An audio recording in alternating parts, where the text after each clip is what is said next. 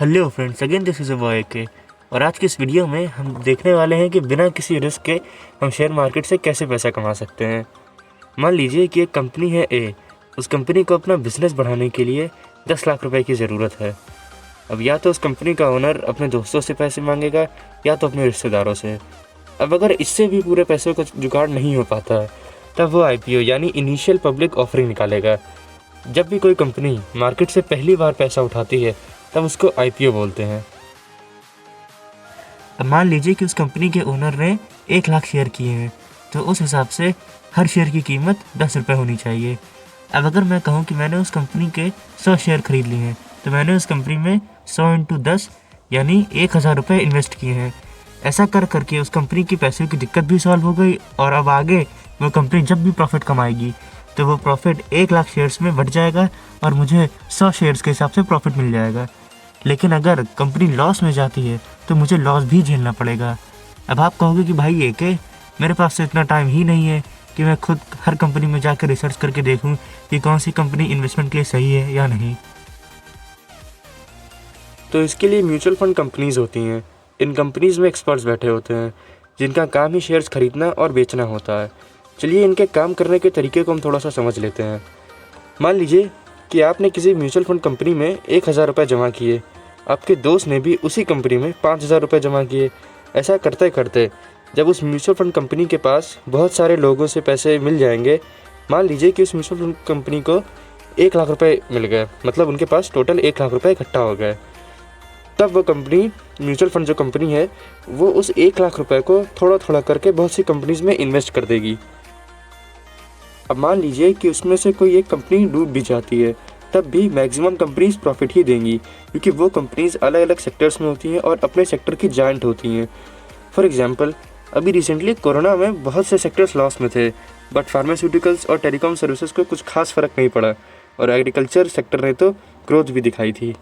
अब इतना सब करने के बाद म्यूचुअल फंड कंपनी थोड़ा सा कमीशन काट लेती है। तो आप कहोगे कि भाई ये के मुझे कमीशन भी नहीं देना है, मुझे अपना पैसा अपने ही पास रखना है। तो दोस्तों इसका भी एक तरीका है, मतलब कि आप बिना ज़्यादा रिसर्च किए, बिना किसी को कमीशन दिए एक जगह पैसे इन्वेस्ट कर सकते हैं। वो है इंडेक्स फंड।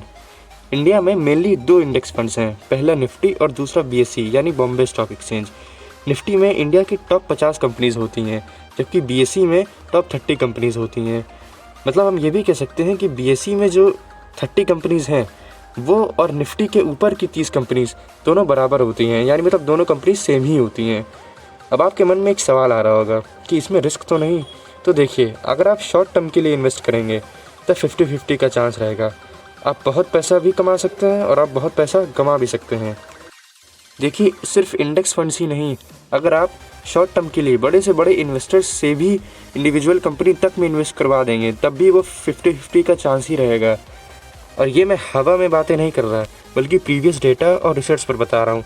और मैं ही नहीं, बल्कि आप किसी भी इन्वेस्टर से पूछ लें तो वो लॉन्ग टर्म के लिए ही सजेस्ट करेंगे। अब आप कहोगे कि इन्वेस्टमेंट के लिए तो बहुत सारे पैसे चाहिए। जी नहीं, आप 500 रुपये से भी स्टार्ट कर सकते हैं, और वो भी बिना किसी थीम शाम, बिना किसी पेपर वर्क के। और अब आप तो मुझसे भी ज़्यादा समझदार हैं, आपको पता होगा कि कौन से ऐसे ऐप हैं। मैं यहाँ कॉपीराइट की वजह से किसी ऐप का नाम नहीं लूँगा।